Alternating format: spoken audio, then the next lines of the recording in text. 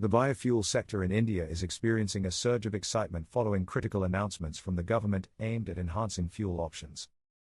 Recently, the Ministry of Road Transport and Highways proposed amendments to the Central Motor Vehicles Rules, established in 1989, to formally change the definition of fuel in a manner that embraces higher blends of ethanol and biodiesel.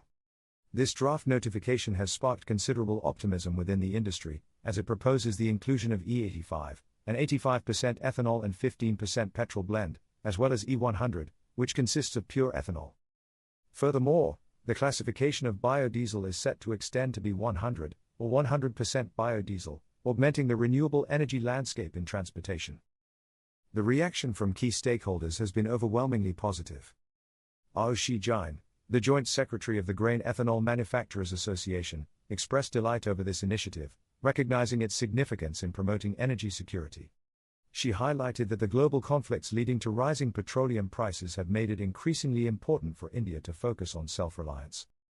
Jain emphasized that while oil marketing companies, OMCs, have so far absorbed the costs of imported fuel without passing them on to consumers, such a strategy cannot be sustained for the long term.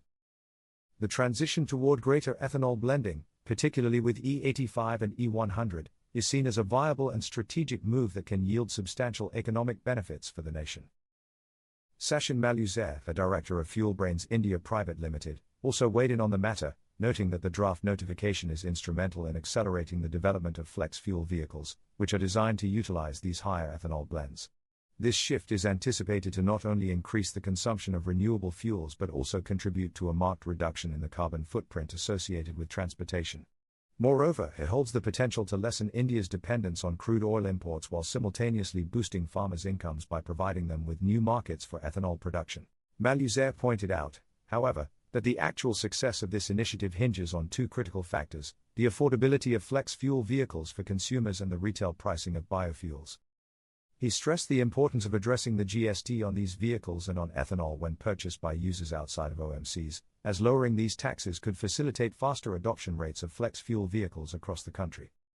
The cumulative effects of these governmental initiatives not only signal a transformative period in India's energy landscape but also align with the broader global movement towards sustainability and reduced fossil fuel dependency. As the world grapples with the pressing challenges of climate change and energy security, India's commitment to renewable fuels like ethanol represents a pivotal step forward. The proposed amendments are expected to empower the biofuel industry, encouraging innovation and advancements in technology that will ultimately benefit both consumers and the economy as a whole. With the government's support and the industry's enthusiastic response, the future looks promising for biofuels in India. This initiative might just lead to a significant paradigm shift in how the transportation sector operates, potentially positioning India as a leader in renewable energy adoption. The road ahead is filled with opportunities for growth and sustainability, illustrating a clear path toward a greener future, harnessing the power of resources that are not only indigenous but also capable of fostering economic resilience. As the narrative unfolds, all eyes will be on the implementation of these proposals and the subsequent impact on both the market and the environment. With stakeholder collaboration and proactive policy measures, India stands on the brink of an exciting new chapter in its quest for energy independence, sustainability, and economic prosperity.